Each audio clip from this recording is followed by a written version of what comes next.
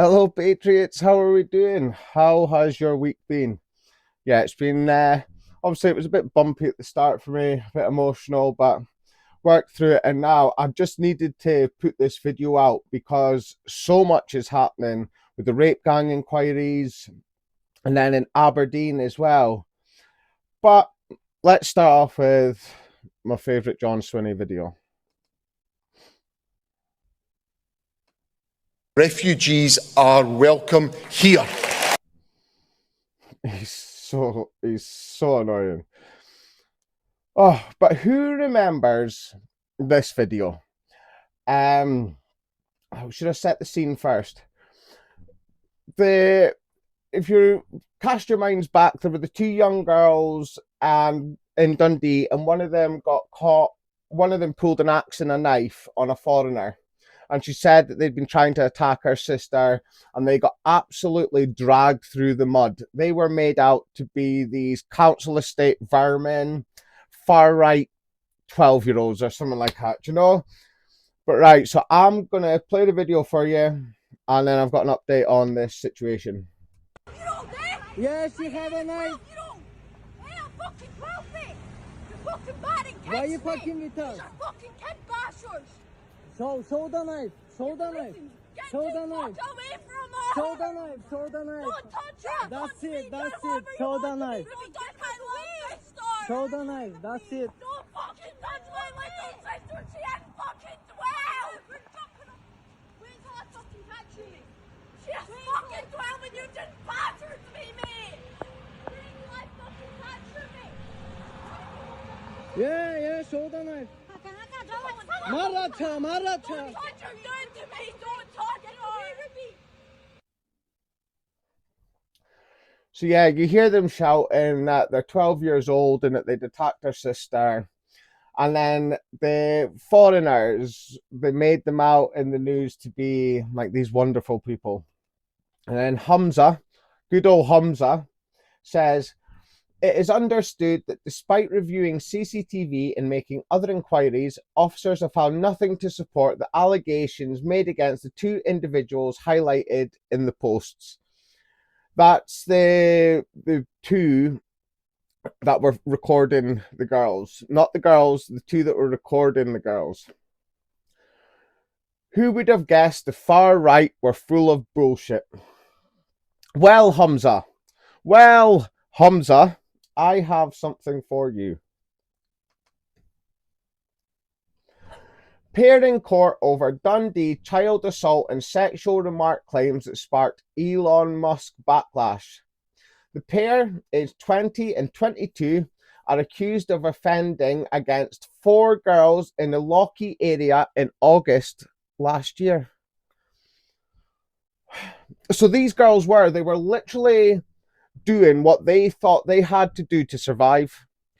And yeah, I'm not saying that everyone should go about carrying an axe and a knife. That is not what I'm getting at, so do not put words in my mouth. What I am saying is that these girls were terrified. They were not the only two that this had happened to or attempted to happen to. And yeah, they just had enough. They did what they had to do to try and protect themselves. And then you got all these foreigners like bloody Hamza who want to come out and tell you that it's all far right lies, that these girls are just council housed nobodies, you know, they're just evil, they're born to be evil, their family's evil, all this rubbish. And what it really turns out is it's the bloody foreigners every single time. And then in Aberdeen, so this was it last year? Was it 2025 or maybe it was 2024? End of 2024. But Iona Fife, everyone's favorite Aberdeen rector. She's mad into the SNP, absolutely loves them, even though the SNP are actively working to destroy women's rights. But she's a massive libtard, loves refugees. But even she had to put out this message. Students of Aberdeen, announcement. We have received some reports of girls being followed and chased home by men from Aberdeen Beach. That would be Aberdeen Beach, where there's an Asylum Seeker hotel.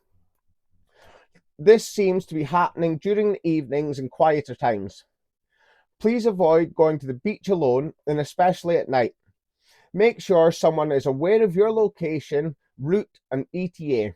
Please stay safe and feel free to reach out if you have any concerns or need someone to talk to.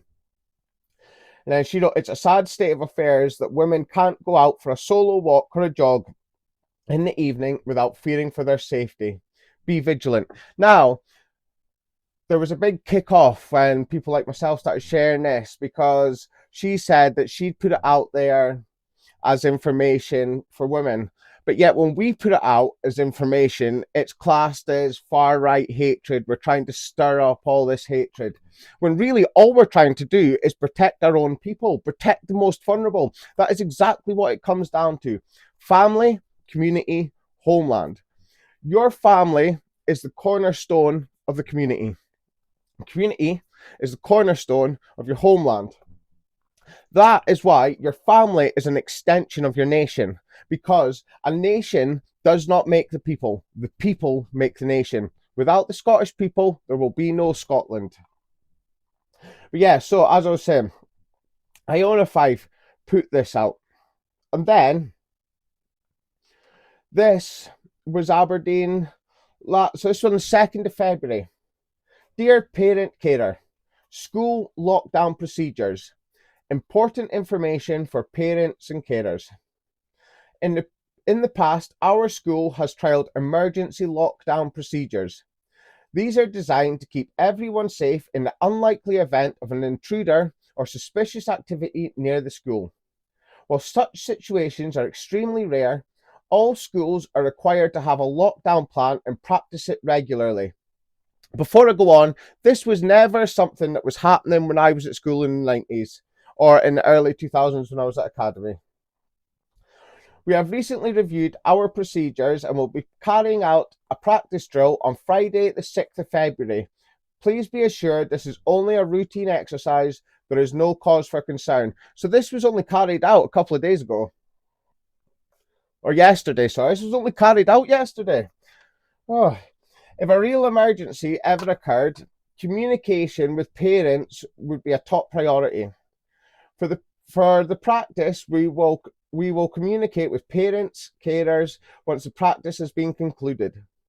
There is no need to be concerned or to contact the school.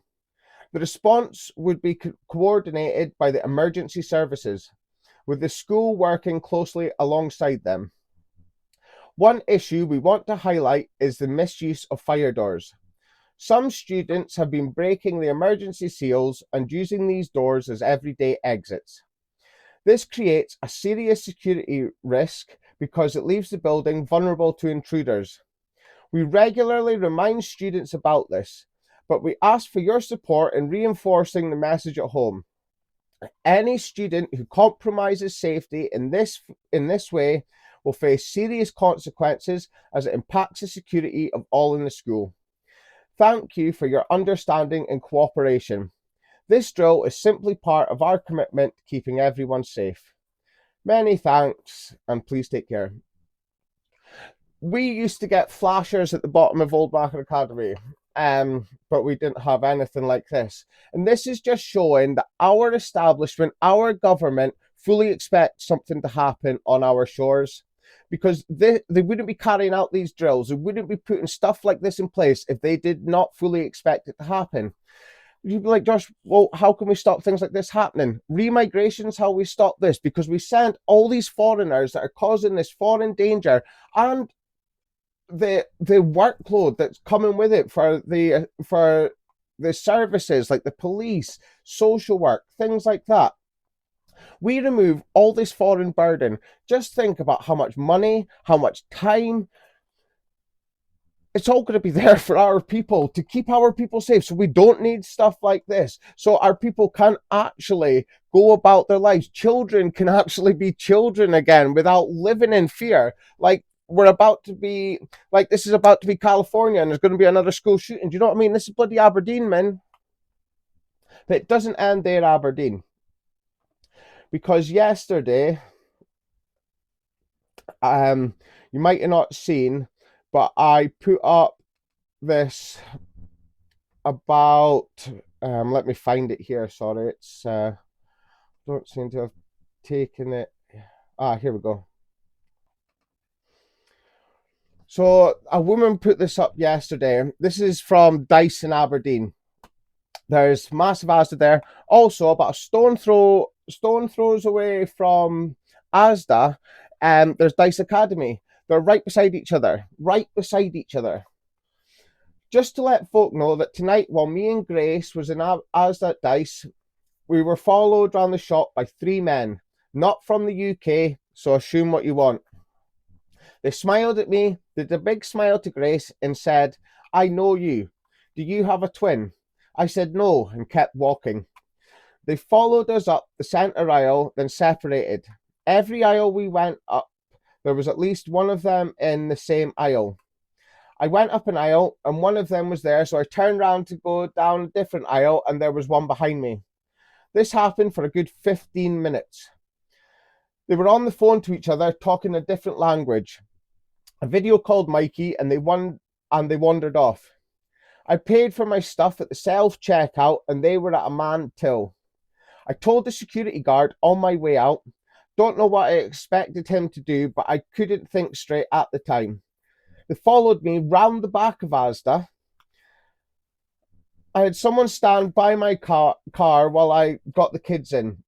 It was quite busy, which is lucky, as they looked but carried on walking. Please try not to go out by yourself and be vigilant. I'm going nowhere on my own now without Mikey.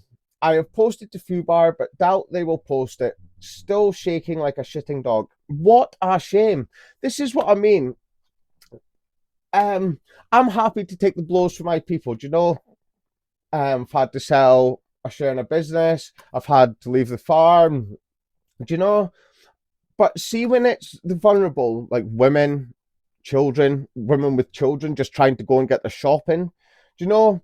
This is what really, really galvanizes what, like, the mission I'm on for remigration, because this should not be a common occurrence. Like, she was so scared that, like, her head wasn't working right. People have been there before. We understand that. Like, and the fact the security guard did absolutely nothing to help her, do you know? And I get it. The security guards, like, they're pretty much cannon fodder at the moment. Like, they literally don't know if they're doing wrong from right. And then again, loads of the security guards that work in these supermarkets are foreigners. They're Africans. But so while this is going on, and John Swinney is still like, refugees are welcome here. Do you know, it's just when our people are screaming out for someone to lead them, are screaming out for someone to just be like, you're going to be put first for once. And all this is happening. Young girls are having to arm themselves in the street now. Is this really the way that we want our society going? Because remigration is how we sort that. And people are going to say, because I'm going to be speaking with Kevin Ranter, who's part of the SDP, the Social Democratic Party, on Monday, because they've just released their immigration policy, and it's weak. If you're not pushing remigration, then what are you doing? Do you know? But this is why we have to take back control of our identity, because that's pretty much where I'll be going with this on Monday. Like, what do they class as a British citizen? Because loads of these people who have been naturalized have this citizenship, have got to go. Like, the Grooming Gangs were legal. Axel Rudicabana, legal. Born and bred, as so many people like to say. It means nothing. It means nothing. And if you don't have ancestral ties to our island, then yes, you should expect to be remigrated back to your ancestral homeland if you're a detriment or a danger to society. It just seems like a natural order for things, doesn't it? But there, I mentioned the Grooming Gangs, and that it's been hard this week going through all this stuff. Rupert Lowe, if you watch if you see this, you are doing an incredible job. Sammy Woodhouse, you're doing an incredible job. Like, the bottle that they've got to just keep smashing away, because everyone wants to tar them with labels, tear them down, but they are not doing this for the fame or the fortune. They're doing it to get justice for our people. I'm going to start with the dad speaking. It's a few minutes long, this video.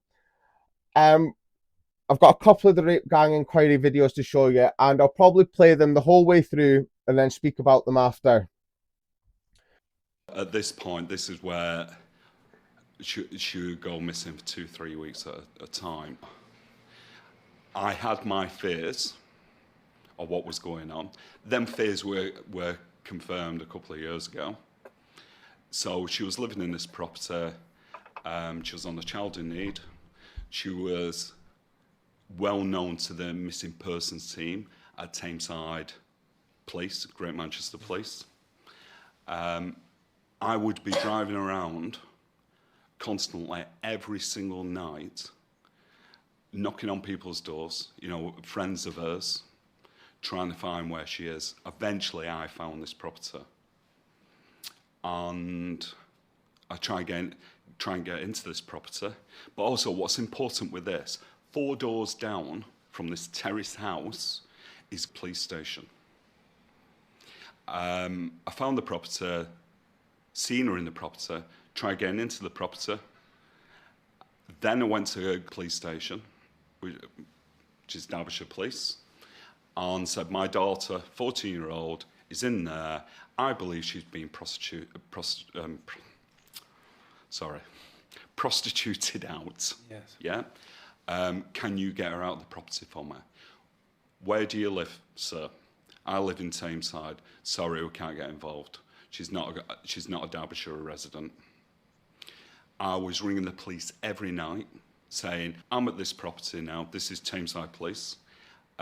Somebody will be there in 10 minutes. So this will be, let's say, approximately 11 o'clock at night. I was still sat there in the middle of the winter at 4 a.m. and the police didn't attend. This went on numerous times. What reasons would they give? Well, they didn't give me any reasons. They said they were going to turn up. Right. And then they didn't. So then I would get a couple of hours sleep, go to work. Then I'll be ringing the police from work for an update. Then I find out that the missing from home officers, when they came in to work at 9 a.m., I closed it. And this continuously happened. Now, to understand the missing from home police, they worked Monday to Friday, 9 to 5. And I brought this up in meetings and said, do children not go missing at weekend or in the nights? Why isn't a more extended service? Eventually, the 2 officers text me and said, your daughter is safe. She's with her friend. So the police left her there with the groomer. Yeah, there's so many stories like this, man, where the police just leave them with the groomers. And that's why we say that every single person that allowed this to happen, this stain on our history, hundreds of thousands of white British girls, maybe even anywhere up to 1 million, maybe 1 million plus, were victimized, groomed, raped, some of them taking their own lives, some of them murdered, but they were all trafficked around Britain, and it was allowed to happen because our establishment, the police, were either involved or too afraid of labels and were too afraid of losing their jobs. Their jobs meant more to them than the lives and safety of the people they're supposed to protect. This guy, he's saying the flat that these girls were getting prostituted to, there was a police station 4 doors down. 4 doors down. And they couldn't do anything. And then the folk, the missing from home police, like he's saying, he'd be outside these flats until like 4 a.m, go get a couple hours sleep, go to work, then the only time they would be open for business hours for him to phone would be 9 to 5 during the working day. That should be a 24-hour hotline, 24 hours, and not manned by foreigners, manned by our own people. Sorry if I sound like I'm getting a bit worked up, but it just gets me how this was allowed to happen. And people want to tell me that I've been radicalized and stuff like that. You're damn right I've been radicalized by our people being constantly thrown to the wolves, all in the name of protecting the guise of successful multiculturalism, protecting that poisonous mirage. I mean, like, this was mother of our rape gang survivor. She disappeared on Christmas Day. The first time the police brought her back, I said to the police, she's with a strange guy in the flat, charging her phone, apparently. And they didn't want to talk about who the man was, where he was from, anything. All the police had to say to me is, can you come to some agreement where you both can work together so she doesn't go missing again? Why were the police not storming that building? Do you know, they know a young girl's in there with a man, and it's not any of her parents. Do you know, why are they not storming there? Because they were too afraid of being called racist, or they were in on it. And this is a victim speaking. Once again, I'll just let the video play because I would be doing them a disservice to be interrupting to give my point of view about it at any point.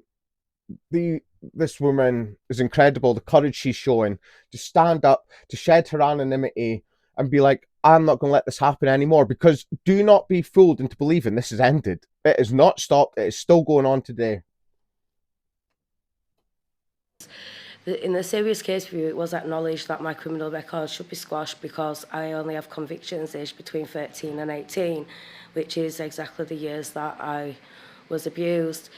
One of them is for possession of a lethal weapon in a public place because one of the men were beating me in my house and there was a full night of horrible stuff going on, and he sent me in the kitchen to make him a pizza, and as I was cutting the pizza I just started threatening him with the knife, and I karate chopped his arm with it, and he went and then he came back and he started kicking the door. So I left the doorstep and I chased him to the car with the knife, and at the same time a police van pulled up.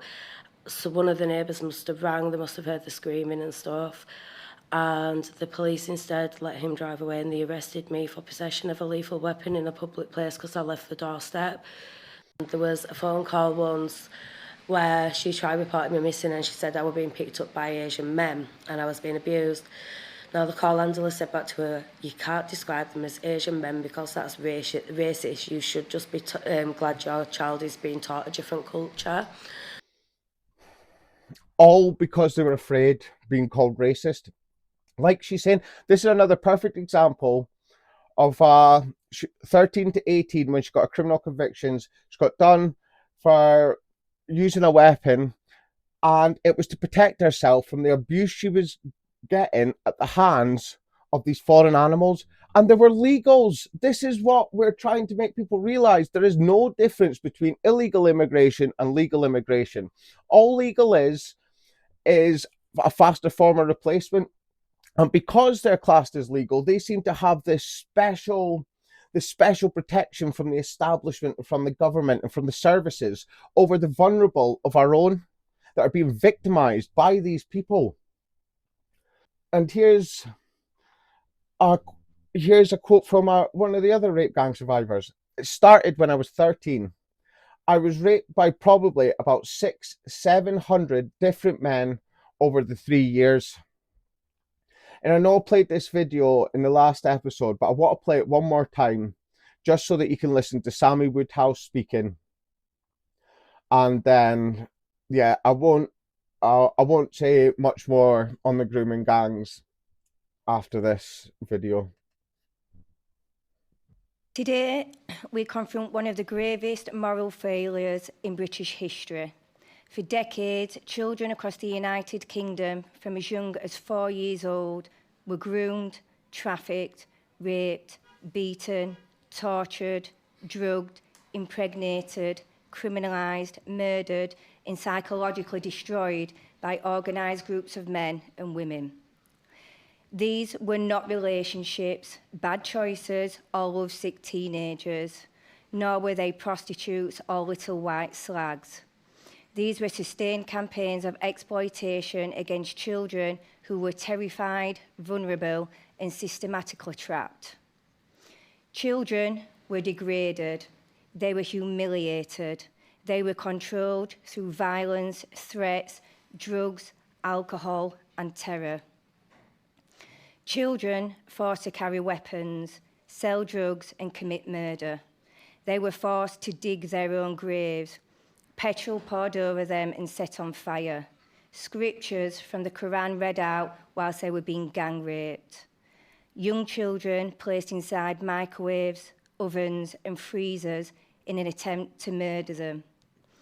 Ouija boards used to call on spirits and demons, animals killed and used in sexual acts against children, and children forced to abuse and rape other children. Many were passed from rapist to rapist like a piece of meat. Some did not survive their exploitation, suicide, substance abuse, and murder. This was never just about sexual gratification or money. It was about power, about domination, about breaking a child's sense of self until they believed escape was impossible and help would never come. Years later, they were told by professionals they must take medication or their children could be removed from their care. If they spoke publicly, they would lose custody. Victims were told they are too damaged by their trauma to care for their own children. They were then removed and placed into the care system and trafficked. Rapists have been invited into the lives of the victims' children. Children born from their crimes were forced into contact and custody with the men that raped their mothers by social workers and the family courts.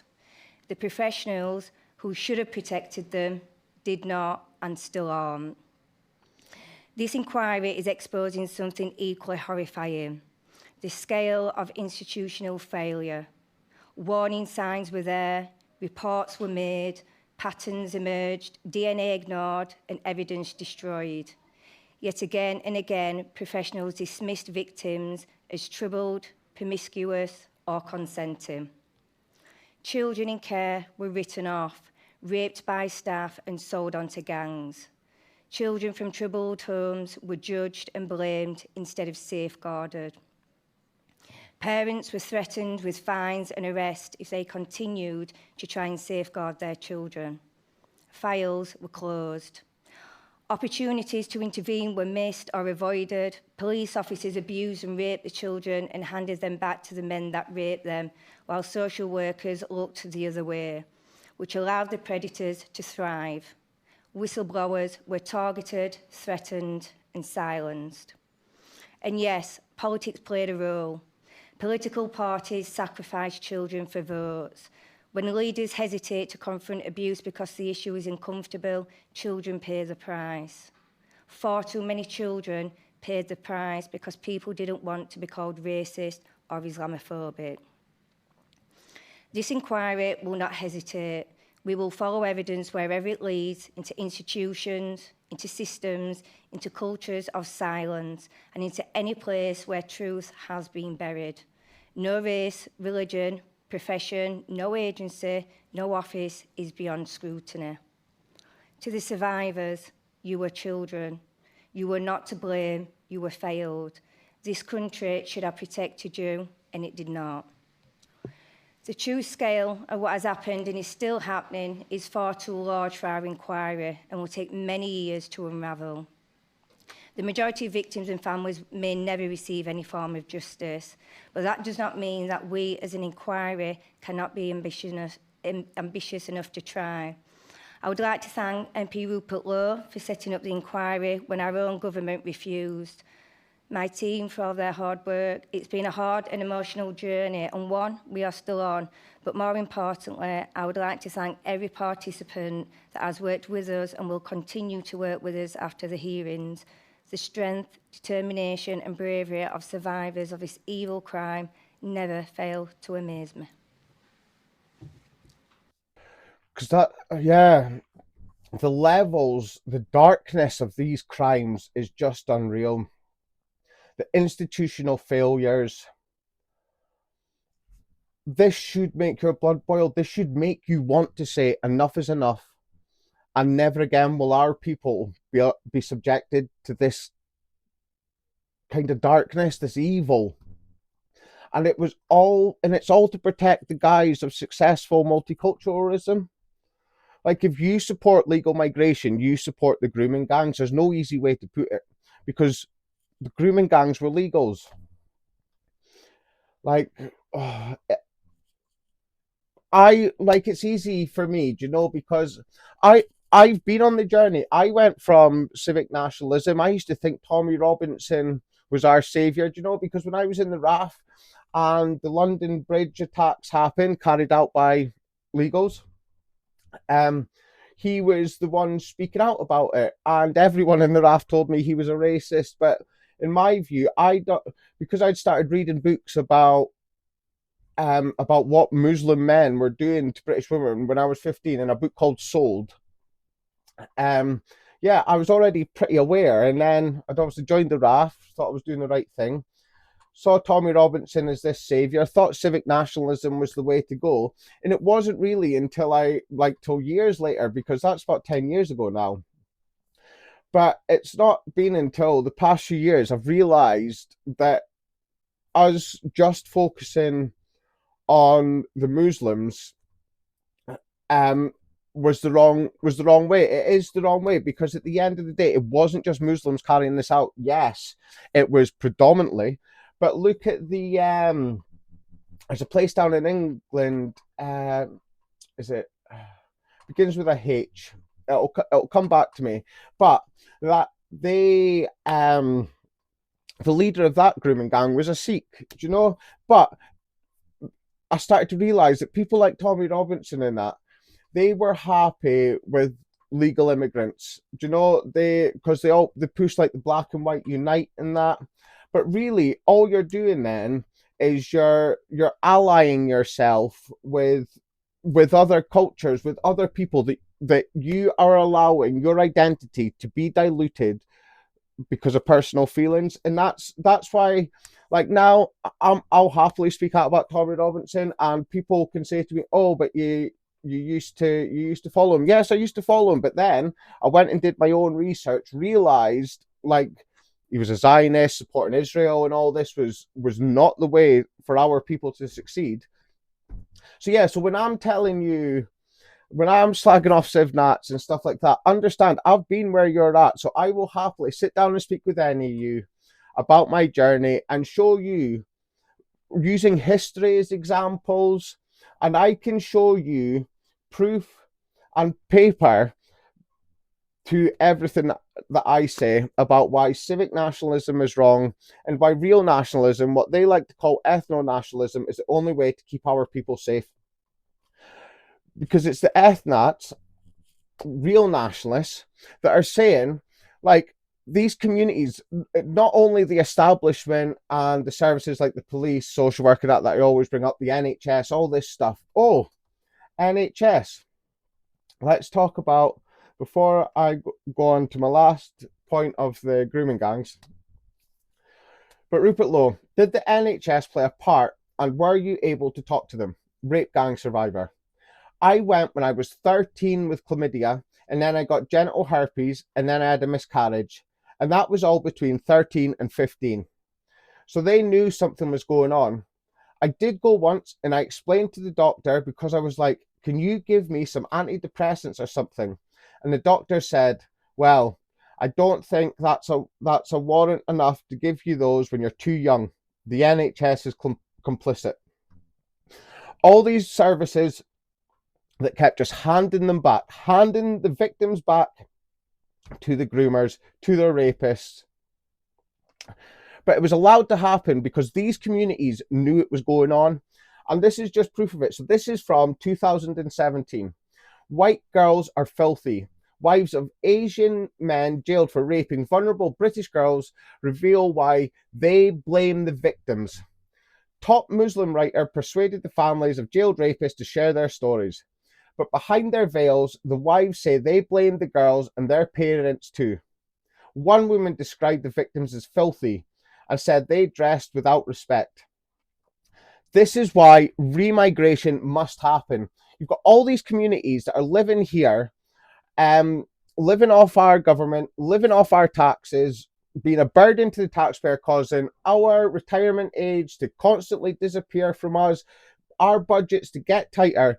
And they support their third world behavior because that is how they're going to be. They're a community. That is why we must remigrate all these foreign communities, all these people that have never integrated, because that's your favorite word, integration.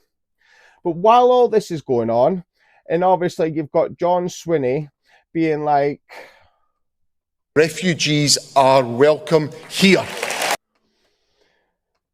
This is the Scottish Common Party. So, the guy, Kev the Ranter, that I'll be speaking to from the SDP on Monday, trying to show him why the SDP still allowing net migration of 50,000 is no different, you know? But he's been doing good work on reporting on the Scottish Common Party. Who are the Scottish Common Party? Let me show you.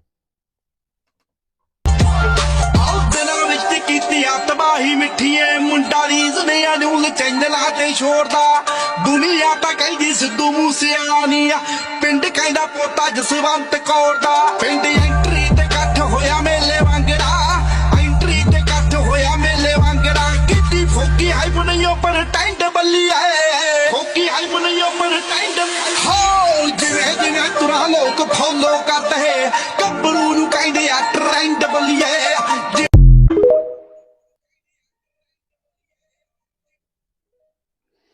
Yeah, it's just, it's almost laughable. And then, here they are again. You're Asian, but you're wearing a kilt. I am a Scottish Asian, and this is my brand, and it is Sharia compliance. You can see it, you can't see my knees, but I only wear this in England. Yes, in England, I wear it, my Scottish kilt. But when I'm in Scotland, on the stage, I am in my Pakistani shalwar kameez. So I am an ambassador of Scotland, and I wear this with pride and joy, and this is my identity. 45 years in Scotland, and that Scotland's given me a lot, so this is the least I can do, represent my Scottish and my Scottish culture outside Scotland wherever I go. Superb. And then this is the video I thought I was showing you first, actually, but here it is. की तश्कील Glasgow में Scottish common party ने अपना इंतखाबी मंशूर पेश कर दिया। Party क़यादत का कहना है कि नौजवानों को सियासत के मरकजी धारे में लाना वक्त की जरूरत है। मज़ीद तफसीलात जानिए फरीद अंसारी की इस रिपोर्ट में। स्कॉटलैंड के सियासी मंजरनामे में कदम रखते हुए Scottish Yes, I'll stop it there a second. What I'm trying to make you aware of the Scottish Common Party is what is being portrayed in this video. You'll notice that they are not speaking in English. Common party के Glasgow में अपना मंशूर पेश किया। तकरीब में party कारकुनान के साथ साथ पाकिस्तानी और स्कॉटिश कम्युनिटीज के अफराद ने बड़ी तादाद में शिरकत की। स्कॉटिश कॉमन पार्टी की नायब चेयरमैन क्लेयर गैलाघर ने अपने खिताब में कहा कि पाकिस्तानी स्कॉटिश नौजवान कामरान बट काबिल तहसीन हैं, जिन्होंने एक नई सियासी जमात बनाकर स्कॉटलैंड के नौजवानों को प्लेटफॉर्म मुहैया किया। उनका कहना था कि पार्टी की अवलीन तरजीह स्कॉटलैंड में बसने वाले लोगों के मसाइल के हल पर मरकूज होगी। तकरीब में दीगर पार्टी रहनुमाओं ने भी खिताब किया और बरतानिया की मौजूदा सियासी सूरत हाल में तब्दीली लाने के अज़्म का इजहार किया। चेयरमैन कामरान बट ने कहा कि स्कॉटिश कॉमन पार्टी आम आदमी की पार्टी है, जिसका मकसद मुल्क में शफाफियत और अवामी मसाइल का हल फराहम करना है। उन्होंने नौजवानों को कौमी तरक्की में फाल किरदार अदा करने की दावत देते हुए कहा, नई नस्ल जमात की रीढ़ की हड्डी है। कामरान बट ने स्कॉटिश लेबर पार्टी और स्कॉटिश नेशनल पार्टी पर तनकीद करते हुए कहा कि इन जमातों ने आम आदमी के लिए कोई नुमाया काम नहीं किया, इसीलिए वक्त आ गया है कि नौजवान नस्ल आगे आए और नए सियासी नजरिए का हिस्सा बने। जो लीगल इमिग्रेंट्स आएगा, स्कॉटिश कॉमन पार्टी उसको दोनों हाथ खोल के वेलकम करेगी। ये तमाम हम रेस की सियासत कभी नहीं होने देंगे। नाइजर फराज को क्लियर मैसेज देना चाहते हैं कि स्कॉटलैंड उसकी जगह नहीं है। स्कॉटलैंड एक बड़े पॉजिटिव लोग यहाँ पे बात है, बड़े फ्रेंडली लोग यहाँ पे बात है, हम लोग एक फैमिली है, यहाँ पे कोई डिवाइड नहीं है। और ये क्लियर मैसेज है कि जो भी इमिग्रेंट्स की पॉलिसियां बन रही हैं वो उस पे हम इख्तलाफ करते हैं। लेबर गवर्नमेंट किसी वक्त में एक लेबर आदमी की हुकूमत होती थी, आज लेबर गवर्नमेंट एक लेबर इंसान की हुकूमत नहीं रही। Infancy, and these are more established. The SNP and the Labour Party are very well established here. But the problem is that the people think that's the only choice. Yeah, I'm not going to listen to any more of that because that's just, don't understand the word he's saying. But this is the Scottish Common Party, run by a foreigner. They're all bloody foreigners. They're all speaking foreign, and you've got foreign news sites reporting on it. They are not standing for the Scottish people. They're saying that they're standing for the common Scottish people, but they are not Scottish. They class themselves as New Scots. They are trying to steal our identity. They are trying to turn Scotland into this third world hellhole that they've all left. But it's not just them, it's the SNP as well. Like, I keep going on about the video of John Swinney, right? Saying refugees are welcome here. Well, the SNP now has an asylum seeker, an illegal migrant, standing for them. Here he goes. When I arrived in Scotland... Start again, sorry. I won't do any more of that, sorry. When I arrived in Scotland as an asylum seeker at 18, I came alone, no English, no family, no certainty, but I found something powerful. A community that opened its door for the very first day. That welcome changed my life. It turned fear into hope and isolation into belonging. This is what the new Scottish strategy is all about. Not waiting years for decision, but helping people rebuild their lives from the very moment they arrived. It is a model prized by United Nations and admired across Europe because it works. In Scotland, we know that dignity and contribution go hand in hand. When people are allowed to work, learn English, and be part of their communities, everyone benefits. Integration from day one isn't a charity. It is a common sense and a shared humanity. That is why we must continue to call people in asylum system to be allowed to work. No child should go hungry for immigration rules, and no mother should face homelessness while waiting years for Home Office decision. Asylum seekers are not illegal. As recognized under Article 31 of the 1951 Refugee Convention, which protects individuals well, that's who exactly enter why a we need to country leave that irregularly convention, while isn't it? seeking safety from persecution. Under the convention, refugees are guaranteed key rights that ensure their safety, dignity, and ability to rebuild their lives. They are entitled to non-discrimination, decent work, housing, education, freedom of religion, and access of justice. Every day in Glasgow, I see new Scots giving back as volunteers, carers, students, small business owners. They make our city stronger, our culture richer, and our nation fairer. Scotland.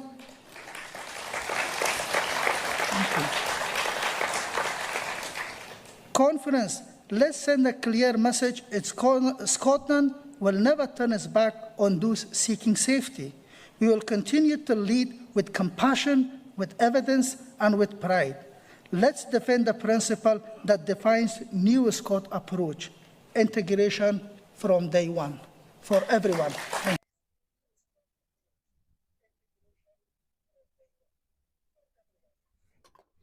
Like, what is that? What is that? That is exactly what you'd expect from the SNP. Someone who broke into our homeland illegally is now standing for the Scottish National Party, man. And you'll notice he was using the term New Scots in there. They truly believe they're coming over here to replace our people. They truly believe that they can be one of us. What is a Scottish person? A Scottish person is someone with ancestral ties to Scotland. Yes, they will be white because we are part of the European peoples. And the European peoples are what? They're white. He's talking about all these services that they've been given. He's always seeing new Scots working in Glasgow. They all need remigrated because they're all a burden on the system. Like, I don't know why we expect any less, especially when you've had Hamza Yusuf as First Minister, giving his anti-white speech. But it just shows how far we are allowing our system to fall. We should not be allowing any foreigners in positions of power, especially in today's day and age when we've got stuff like the grooming gangs and all this is out in the open. We've seen how the establishment kowtows to these people and why it's still going on. And the final thing I'll end with, well, you've got all this that I've just shown you, right?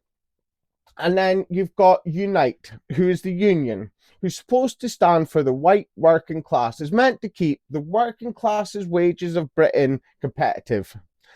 And this is what they've put out. Staying safe on far-right counter-demos.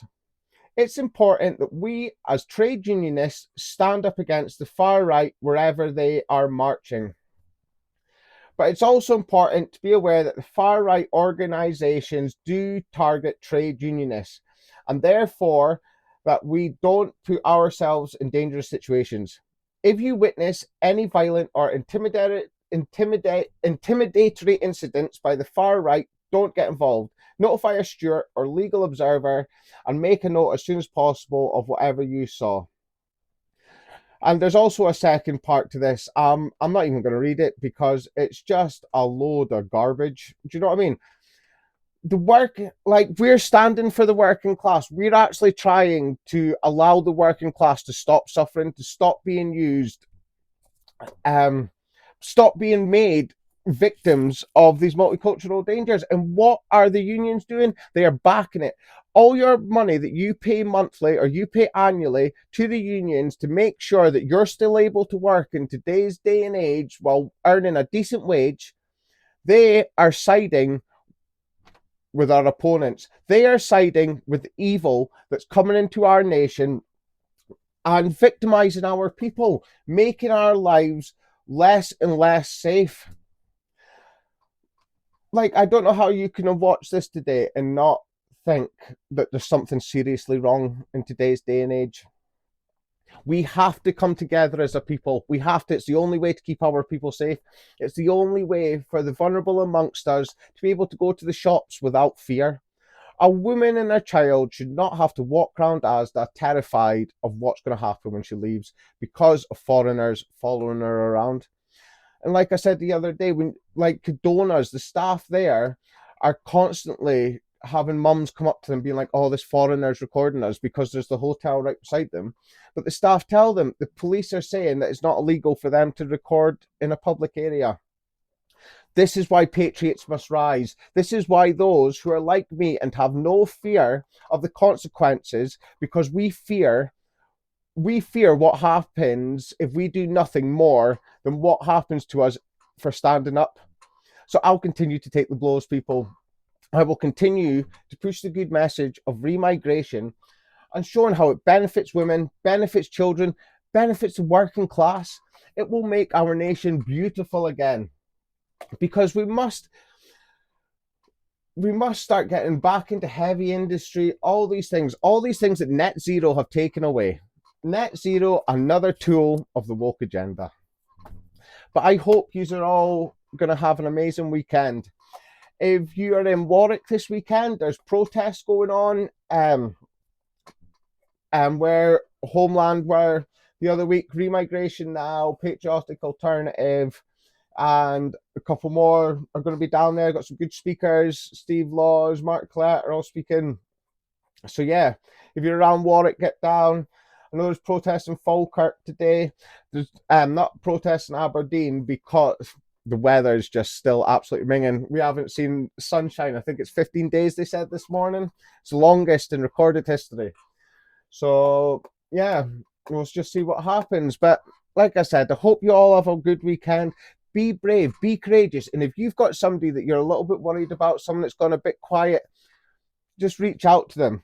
Engage that Anglo spirit and get in touch with your pals. We'll go and have a good one. Thank you.